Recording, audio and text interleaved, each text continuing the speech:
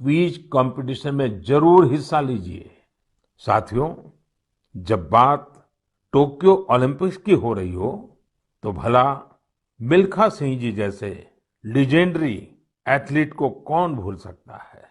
कुछ दिन पहले ही कोरोना ने उन्हें हमसे छीन लिया। जब वे अस्पताल में थे तो मुझे उनसे बात करने का अवसर मिला था। बात करते हुए मैंने उनसे आग्रह किया था।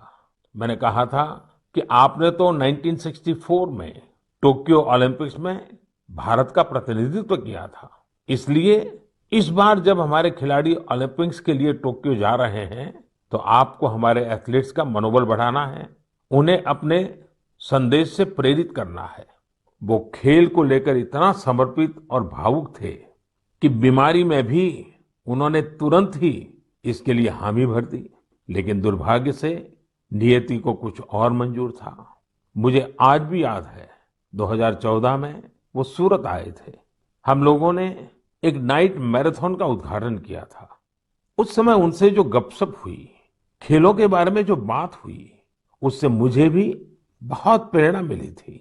हम सब जानते हैं कि मिल्खा सिंह जी का पूरा परिवार स्पोर्ट्स को समर्पित रहा है, भारत का गौरव बढ़ाता रहा है। साथियों, जब टैलेंट, डेडिकेशन, डिटर्मिनेशन और स्पोर्ट्समैन स्पिरिट एक साथ मिलते हैं तब जाकर कोई चैंपियन बनता है। हमारे देश में तो अधिकांश खिलाड़ी छोटे छोटे शहरों, कस्बों, गांवों से निकल करके आते हैं। टोक्यो जा रहे ओलंपिक दल में भी कई ऐसे खिलाड़ी शामिल हैं जिनका जीवन बहुत प्रेरित करता है। हमारे प्रवीण जाधव जी के बारे में आप सुनेंगे तो आपको भी लगेगा कि कितने कठिन संघर्षों से गुजरते हुए प्रवीण जी यहाँ पहुंचे हैं। प्रवीण जाधव जी महाराष्ट्र के सातारा जिले के एक गांव के रहने वाले हैं। वो आर्चरी के बेहतरीन खिलाड़ी हैं। उनके माता पिता मजदूरी कर परिवार चलाते हैं और अब उनका बेटा अपना पहला ओलंपिक्स खेलने टोक्यो जा रहा है।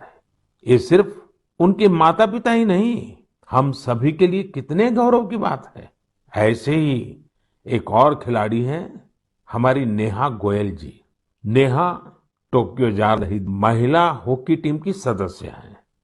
उनकी माँ और बहनें साइकिल की फैक्ट्री में काम करके परिवार का खर्च जुटाती हैं। नेहा की तरह ही दीपिका कुमारी जी के जीवन का सफर भी उतार चढ़ाव भरा रहा है। दीपिका के पिता ऑटो रिक्शा चलाते हैं और उनकी माँ नर्स हैं। और अब देखिए, दीपिका अब टोक्यो ओलंपिक्स में भारत की तरफ से एकमात्र महिला तीरंदाज है। कभी विश्व की नंबर 1 तीरंदाज रही दीपिका के साथ हम सबकी शुभकामना है। साथियों, जीवन में हम जहां भी पहुंचते हैं, जितनी भी ऊंचाई प्राप्त करते हैं, जमीन से ये जुड़ाव हमेशा हमें अपनी जड़ों से बांधे रखता है। संघर्ष के दिनों के बाद मिली सफलता का आनंद भी कुछ और ही होता है। टोक्यो जा रहे हमारे खिलाड़ियों ने बचपन में साधनों, संसाधनों की हर कमी का सामना किया, लेकिन वो डटे रहे, जुटे रहे। उत्तर प्रदेश के मुजफ्फरनगर की प्रियंका गोस्वामी जी का जीवन भी बहुत सीख देता है। प्रियंका के पिता बस कंडक्टर है। बचपन में प्रियंका को वो बैग बहुत पसंद था जो मेडल पाने वाली खिलाड़ियों को मिलता है। इसी आकर्षण में उन्होंने पहली बार रेस वॉकिंग प्रतियोगिता में हिस्सा लिया था। अब आज वो इसकी बड़ी चैंपियन है। जैवलिन थ्रो में भाग लेने वाले शिवपाल सिंह जी बनारस के रहने वाले हैं। शिवपाल जी का तो पूरा परिवार ही इस खेल से जुड़ा हुआ है। इनके पिता, चाचा और भाई सभी भाला फेंकने में एक्सपर्ट हैं। परिवार की यही परंपरा उनके लिए टोक्यो ओलंपिक्स में काम आने वाली है। टोक्यो ओलंपिक के लिए जा रहे हैं चिराग शेट्टी और उनके पार्टनर सात्विक साईराज का हौसला भी प्रेरित करने वाला है। हाल ही में चिराग के नाना जी का कोरोना से निधन हो गया था। सात्विक भी खुद पिछले साल कोरोना पॉजिटिव हो गए थे, लेकिन इन मुश्किलों के बाद भी ये दोनों मेंस डबल शटल कंपटीशन में अपना सर्वश्रेष्ठ देने की तैयारी में जुटे हैं। एक और खिलाड़ी से मैं आपका परिचय कराना चाहूंगा। ये है हरियाणा के भिवानी के मनीष कौशिक जी। मनीष जी खेती किसानी वाले परिवार से आते हैं। बचपन में खेतों में काम करते करते मनीष को बॉक्सिंग का शौक हो गया था। आज ये शौक उन्हें टोक्यो ले जा रहा है। एक और खिलाड़ी हैं सीए भवानी देवी जी। नाम भवानी है और ये तलवारबाजी में एक्सपर्ट है। चेन्नई के रहने वाली भवानी पहली भारतीय फेंसर है जिन्होंने ओलंपिक में क्वालिफाई किया है। मैं कहीं पढ़ रहा था कि भवानी जी की ट्रेनिंग जारी रहे, इसके लिए उनकी मां ने अपने गहने तक गिरवी रख दिए थे। साथियों, ऐसे तो अनगिनत नाम है, लेकिन मन की बात में मैं आज कुछ ही नामों का जिक्र कर पाया हूं। टोक्यो जा रहे हर खिलाड़ी का अपना संघर्ष रहा है, बरसों की मेहनत रही है। वो सिर्फ अपने लिए ही नहीं जा रहे, बल्कि देश के लिए जा रहे हैं। इन खिलाड़ियों को भारत का गौरव भी बढ़ाना है और लोगों का दिल भी जीतना है।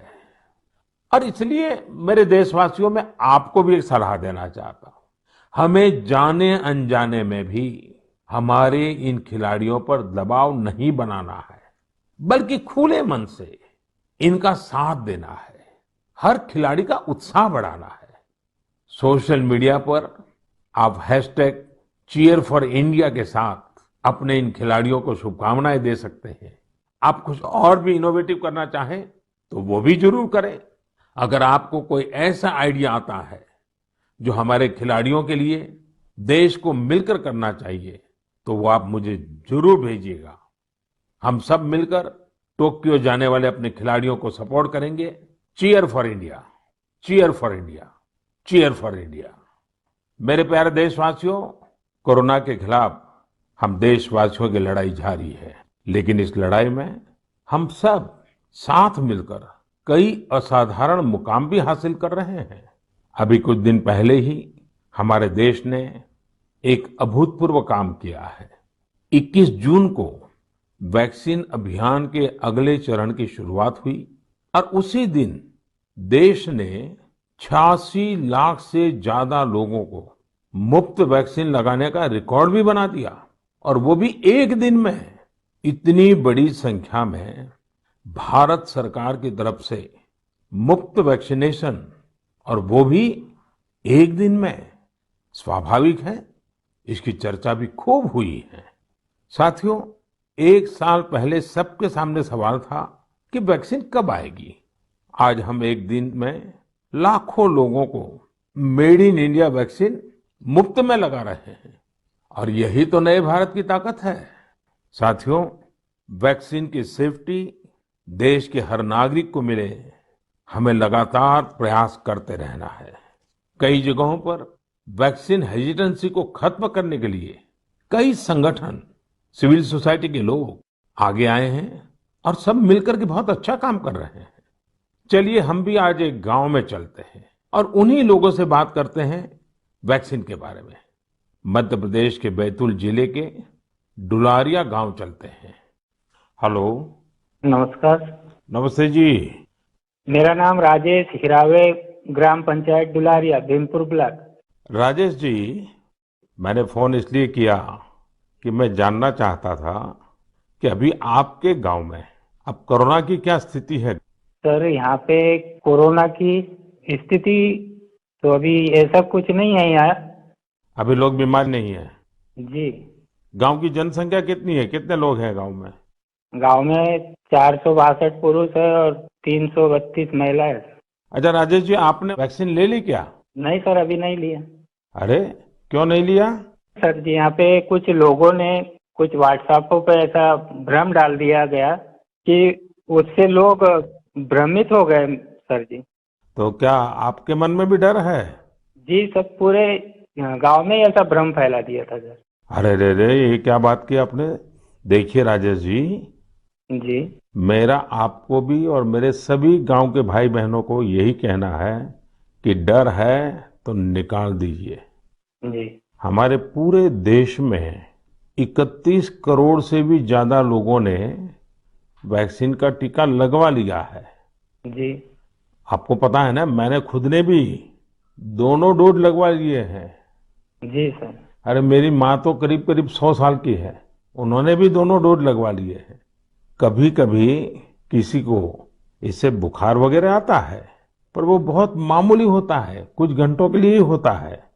देखिए, वैक्सीन नहीं लेना बहुत खतरनाक हो सकता है। जी। इससे आप खुद को तो खतरे में डालते ही हैं, साथ ही में परिवार और गांव को भी खतरे में डाल सकते हैं। जी। और राजेश जी, इसलिए जितना जल्दी हो सके वैक्सीन लगवा लीजिए और गांव में सबको बताइए कि भारत सरकार की तरफ से मुफ्त वैक्सीन दी जा रही है और 18 वर्ष से ऊपर के सभी लोगों के लिए ये मुफ्त वैक्सीनेशन है। जी। जी। तो ये आप भी गांव में लोगों को बताइए, और गांव में ये डर का तो माहौल का कोई कारण ही नहीं है। कारण यही सर, कुछ लोगों ने ऐसी गलत अफवाह फैला दी जिससे लोग बहुत ही भयभीत हो गए। उसका उदाहरण देते, जैसा उस वैक्सीन को लगाने से बुखार आना, बुखार से और बीमारी फैल जाना, मतलब आदमी की मौत हो जाना, यहाँ तक के वो अफवाह फैला।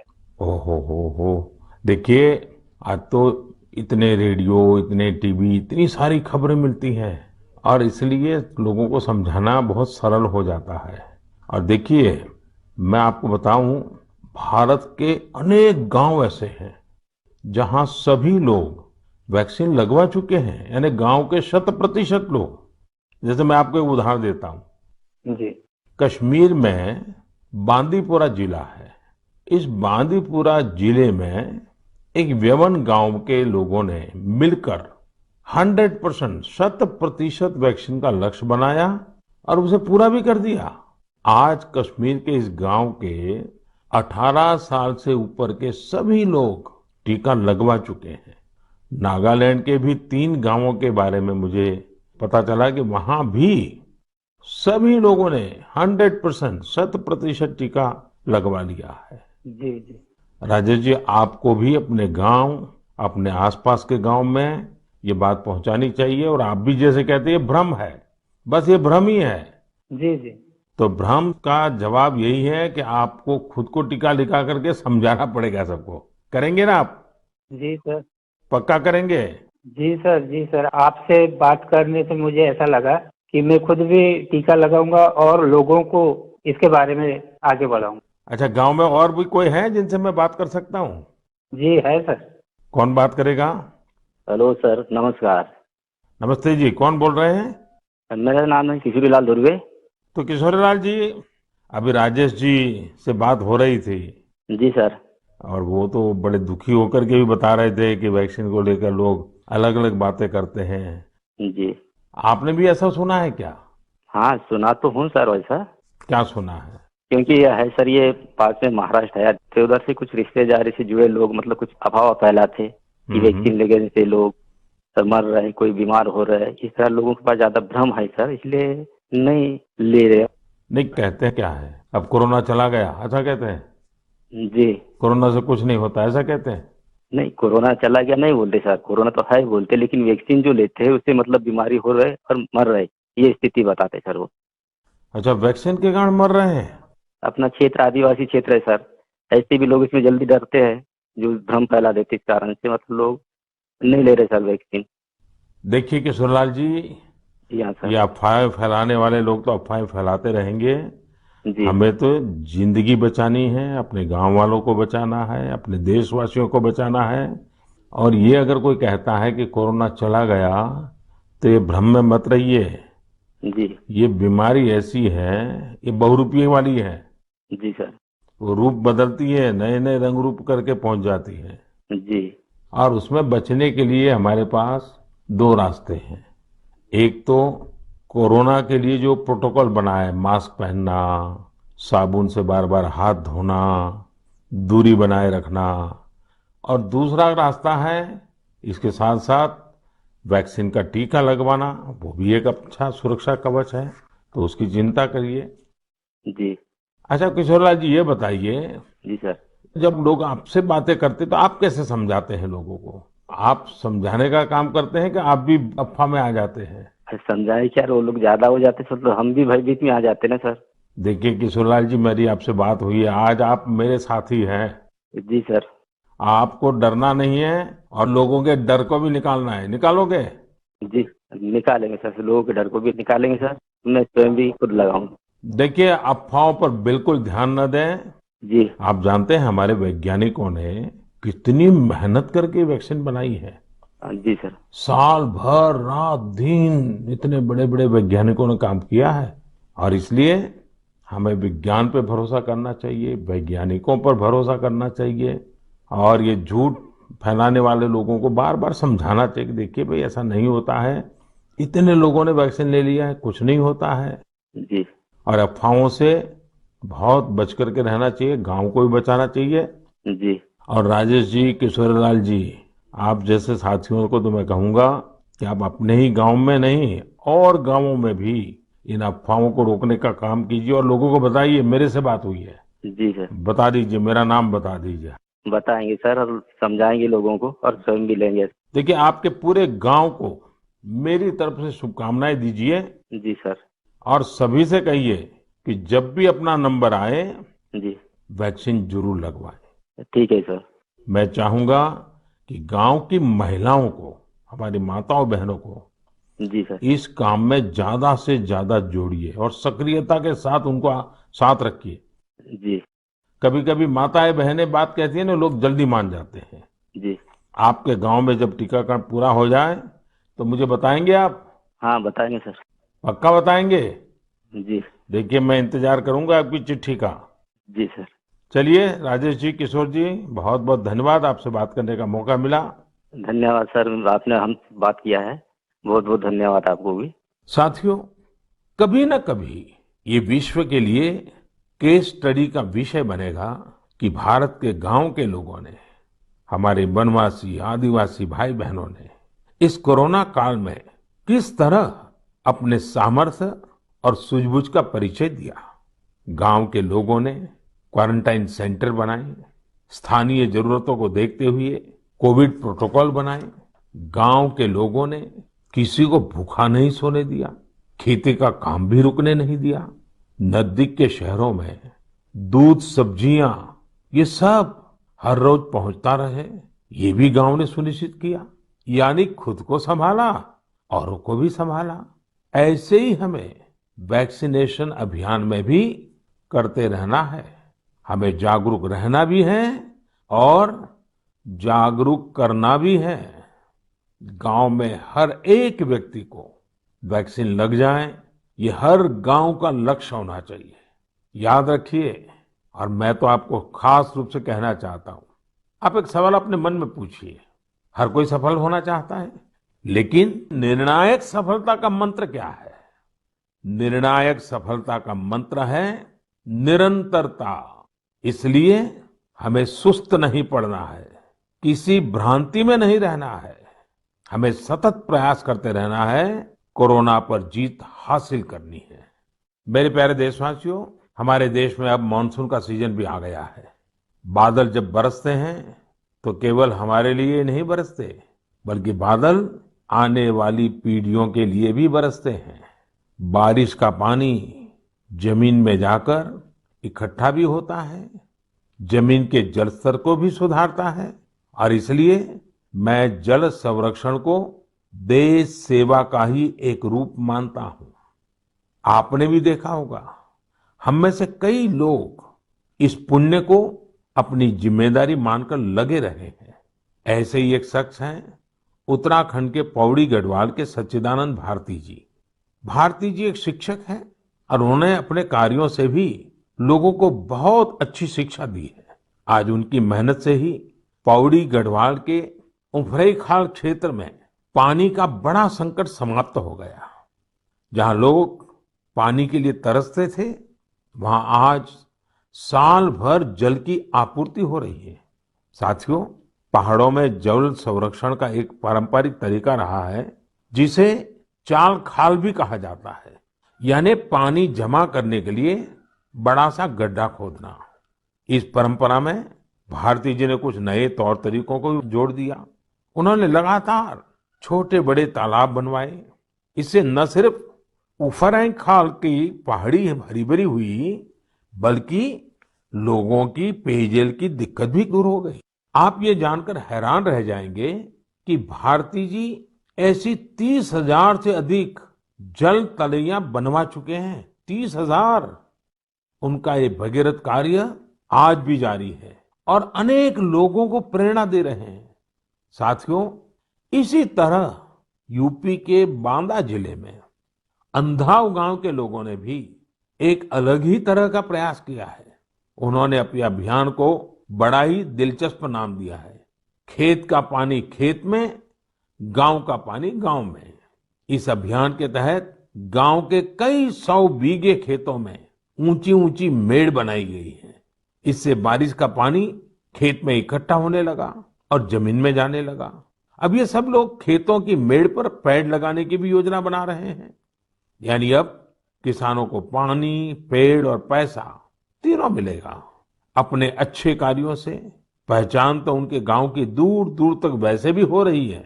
साथियों, इन सभी से प्रेरणा लेते हुए हम अपने आसपास जिस भी तरह से पानी बचा सकते हैं, हमें बचाना चाहिए। मानसून के इस महत्वपूर्ण समय को हमें गंवाना नहीं है। मेरे प्यारे देशवासियों, हमारे शास्त्रों में कहा गया है, नास्ति मूलम अनौषधम, अर्थात पृथ्वी पर ऐसी कोई वनस्पति ही नहीं है जिसमें कोई न कोई औषधीय गुण न हो। हमारे आसपास ऐसे कितने ही पेड़ पौधे होते हैं जिनमें अद्भुत गुण होते हैं, लेकिन कई बार हमें उनके बारे में पता ही नहीं होता। मुझे नैनीताल से एक साथी भाई परितोष ने इस विषय पर एक पत्र भेजा है। उन्होंने लिखा है कि उन्हें गिलोय और दूसरी कई वनस्पतियों के इतने चमत्कारी मेडिकल गुणों के बारे में कोरोना आने के बाद ही पता चला। परितोष ने मुझे आग्रह भी किया है कि मैं मन की बात के सभी श्रोताओं से कहूं कि आप अपने आसपास की वनस्पतियों के बारे में जानिए और दूसरों को भी बताइए। वास्तव में ये तो हमारी सदियों पुरानी विरासत है जिसे हमें ही संजोना है। इसी दिशा में मध्य प्रदेश के सतना के एक साथी हैं, श्रीमान रामलोटन कुशवाहा जी। उन्होंने बहुत ही सराहनीय काम किया है। रामलोटन जी ने अपने खेत में एक देशी म्यूजियम बनाया है। इस म्यूजियम में उन्होंने सैकड़ों औषधीय पौधों और बीजों का संग्रह किया है। इन्हें वो दूर सुदूर क्षेत्रों से यहाँ लेकर आए हैं। इसके अलावा वो हर साल कई तरह की भारतीय सब्जियां भी उगाते हैं। रामलोटन जी की इस बगिया, इस देशी म्यूजियम को लोग देखने भी आते हैं और उससे बहुत कुछ सीखते भी हैं। वाकई एक बहुत अच्छा प्रयोग है जिसे देश के अलग अलग क्षेत्रों में दोहराया जा सकता है। मैं चाहूंगा आप में से जो लोग इस तरह का प्रयास कर सकते हैं वो जरूर करें। इससे आपकी आय के नए साधन भी खुल सकते हैं। एक लाभ ये भी होगा कि स्थानीय वनस्पतियों के माध्यम से आपके क्षेत्र की पहचान भी बढ़ेगी। मेरे प्यारे देशवासियों, अब से कुछ दिनों बाद 1 जुलाई को हम नेशनल डॉक्टर्स डे मनाएंगे। ये दिन देश के महान चिकित्सक और स्टेट्समैन डॉक्टर बीसी राय की जन्म जयंती को समर्पित है। कोरोना काल में डॉक्टर्स के योगदान के हम सब आभारी हैं। हमारे डॉक्टर्स ने अपनी जान की परवाह न करते हुए हमारी सेवा की है। इसलिए इस बार नेशनल डॉक्टर्स डे और भी खास हो जाता है। साथियों, मेडिसिन की दुनिया के सबसे सम्मानित लोगों में से एक हिपोक्रेट्स ने कहा था, wherever the art of medicine is loved, there is also a love of humanity। यानी जहां आर्ट ऑफ मेडिसिन के लिए प्रेम होता है, वहां मानवता के लिए भी प्रेम होता है। डॉक्टर्स इसी प्रेम की शक्ति से ही हमारी सेवा कर पाते हैं। इसलिए हमारा ये दायित्व है कि हम उतने ही प्रेम से उनका धन्यवाद करें, उनका हौसला बढ़ाएं। वैसे हमारे देश में कई लोग ऐसे भी हैं जो डॉक्टर्स की मदद के लिए आगे बढ़कर काम करते हैं। श्रीनगर से एक ऐसे ही प्रयास के बारे में मुझे पता चला। यहाँ डल झील में एक बोट एम्बुलेंस सर्विस की शुरुआत की गई। इस सेवा को श्रीनगर के तारिक अहमद पटलू जी ने शुरू किया, जो एक हाउस बोट ओनर है। उन्होंने खुद भी कोविड-19 से जंग लड़ी है और इसी से उन्हें एम्बुलेंस सर्विस शुरू करने के लिए प्रेरित किया। उनकी इस एम्बुलेंस से लोगों को जागरूक करने का अभियान भी चल रहा है। वो लगातार एम्बुलेंस से अनाउंसमेंट भी कर रहे हैं। कोशिश यही है कि लोग मास्क पहनने से लेकर दूसरी हर जरूरी सावधानी बरतें। साथियों, डॉक्टर्स डे के साथ ही 1 जुलाई को चार्टर्ड अकाउंटेंट्स डे भी मनाया जाता है। मैंने कुछ वर्ष पहले देश के चार्टर्ड अकाउंटेंट्स से ग्लोबल लेवल की भारतीय ऑडिट फर्म्स का उपहार मांगा था। आज मैं उन्हें इसकी याद दिलाना चाहता हूँ। अर्थव्यवस्था में पारदर्शिता लाने के लिए चार्टर्ड अकाउंटेंट्स बहुत अच्छी और सकारात्मक भूमिका निभा सकते हैं। मैं सभी चार्टर्ड अकाउंटेंट्स, उनके परिवार के सदस्यों को अपनी शुभकामनाएं देता हूँ। मेरे प्यारे देशवासियों, कोरोना के खिलाफ भारत की लड़ाई की एक बड़ी विशेषता है। इस लड़ाई में देश के हर व्यक्ति ने अपनी भूमिका निभाई है। मैंने मन की बात में अक्सर इसका जिक्र किया है, लेकिन कुछ लोगों को शिकायत भी रहती है कि उनके बारे में उतनी बात नहीं हो पाती है। अनेक लोग, चाहे बैंक स्टाफ हो, टीचर्स हो, छोटे व्यापारी या दुकानदार हो, दुकानों में काम करने वाले लोग हों, रेहड़ी पटरी वाले भाई बहन हो, सिक्योरिटी वॉचमैन या फिर पोस्टमैन और पोस्ट ऑफिस के कर्मचारी, दरअसल यह लिस्ट बहुत ही लंबी है और हर किसी ने अपनी भूमिका निभाई है। शासन प्रशासन में भी कितने ही लोग अलग अलग स्तर पर जुटे रहे हैं। साथियों, आपने संभवतः भारत सरकार में सचिव रहे गुरुप्रसाद महापात्र जी का नाम सुना होगा। मैं आज मन की बात में उनका जिक्र भी करना चाहता हूँ। गुरुप्रसाद जी को कोरोना हो गया था। वो अस्पताल में भर्ती थे और अपना कर्तव्य भी निभा रहे थे। देश में ऑक्सीजन का उत्पादन बढ़े, दूर सुदूर इलाकों तक ऑक्सीजन पहुंचे, इसके लिए उन्होंने दिन रात काम किया। एक तरफ कोर्ट कचहरी का चक्कर, मीडिया का प्रेशर, एक साथ कई मोर्चों पर वो लड़ते रहे।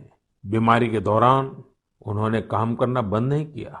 मना करने के बाद भी वो जीत करके ऑक्सीजन पर होने वाली वीडियो कॉन्फ्रेंस में भी शामिल हो जाते थे। देशवासियों की इतनी चिंता थी उन्हें, वो अस्पताल के बेड पर खुद की परवाह किए बिना देश के लोगों तक ऑक्सीजन पहुंचाने के लिए इंतजाम में जुटे रहे। हम सबके लिए दुखद है कि इस कर्मयोगी को भी देश ने खो दिया है। कोरोना ने उन्हें हमसे छीन लिया है। ऐसे अनगिनत लोग हैं जिनकी चर्चा कभी हो नहीं पाई। ऐसे हर व्यक्ति को हमारी श्रद्धांजलि यही होगी कि हम कोविड प्रोटोकॉल का पूरी तरह पालन करें, वैक्सीन जरूर लगवाएं। मेरे प्यारे देशवासियों, मन की बात की सबसे अच्छी बात यह है कि इसमें मुझसे ज्यादा आप सबका योगदान रहता है। अभी मैंने माय गॉव में एक पोस्ट देखी जो चेन्नई के थिरु आर गुरुप्रसाद जी की है। उन्होंने जो लिखा है वो जानकर आपको भी अच्छा लगेगा। उन्होंने लिखा है कि वो मन की बात प्रोग्राम के रेगुलर लिसनर है। गुरुप्रसाद जी की पोस्ट से अब मैं कुछ पंक्तियां कोट कर रहा हूं।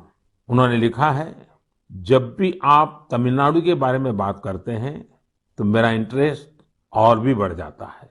आपने तमिल भाषा और तमिल संस्कृति की महानता, तमिल त्योहारों और तमिलनाडु के प्रमुख स्थानों की चर्चा की है।